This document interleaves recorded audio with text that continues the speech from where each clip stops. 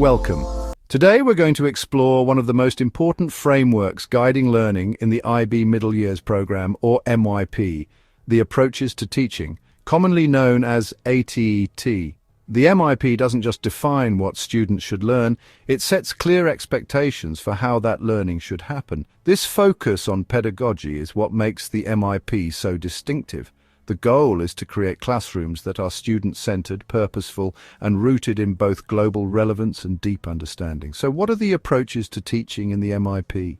The International Baccalaureate identifies 6 key teaching strategies that should shape the experience of every MYP learner.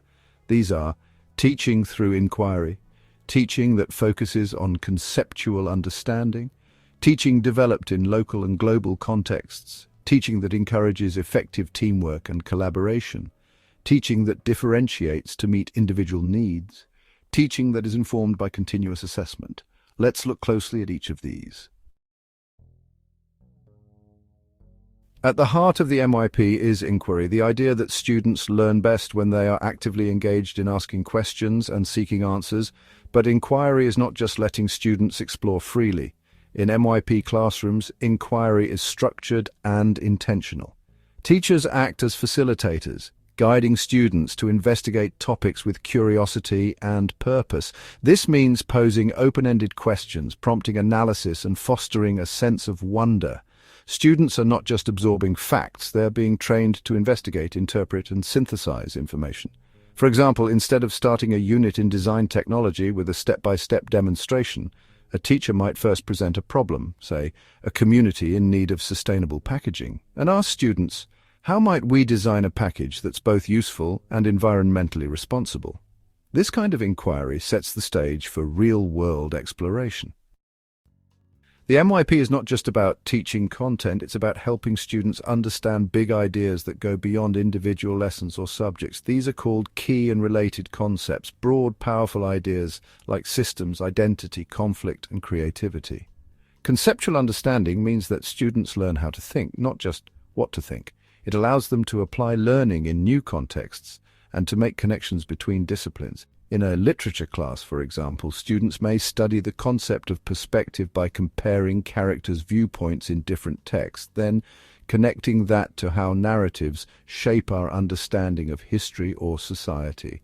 By organizing learning around concepts, teachers help students grasp the deeper meanings behind the content and apply them in their lives.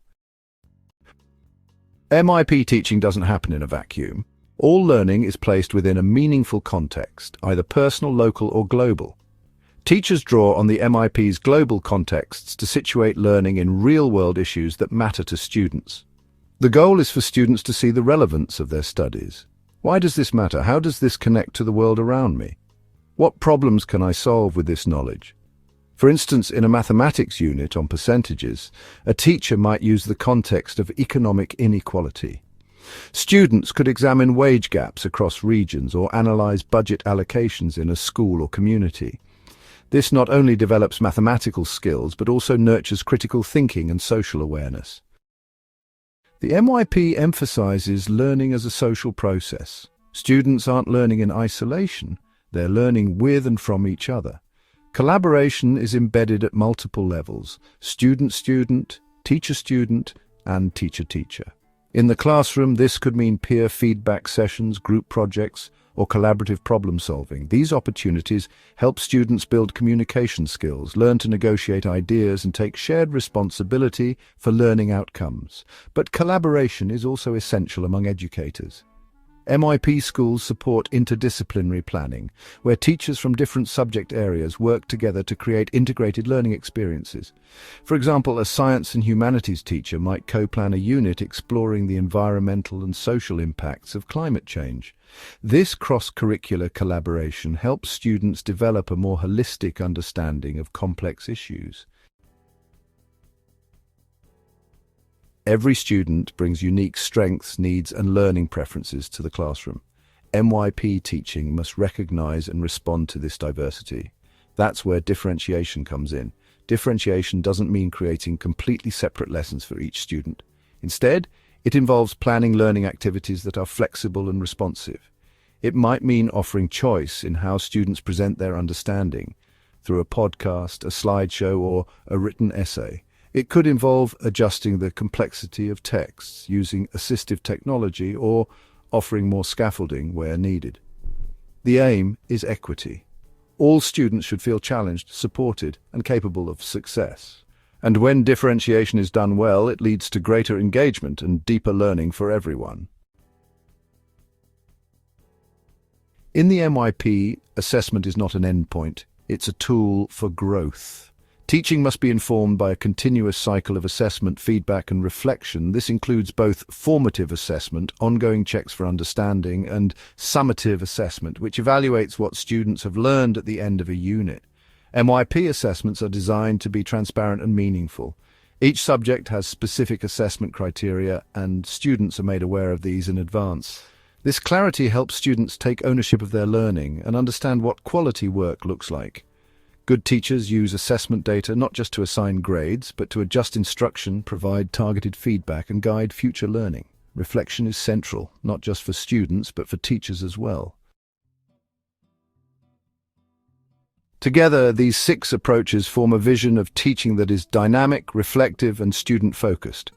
They call on educators to be designers of learning experiences, not just content deliverers. MYP teachers are facilitators of inquiry, mentors for understanding, and architects of meaningful contexts.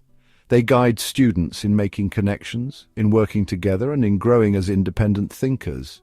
Approaches to teaching aren't a set of tasks. They're a professional mindset, a commitment to continuous reflection, an invitation to always ask, how can I better support understanding, curiosity, and agency in my students? If you're a new MYP educator, embrace this framework as a map and know that it's one you'll keep returning to.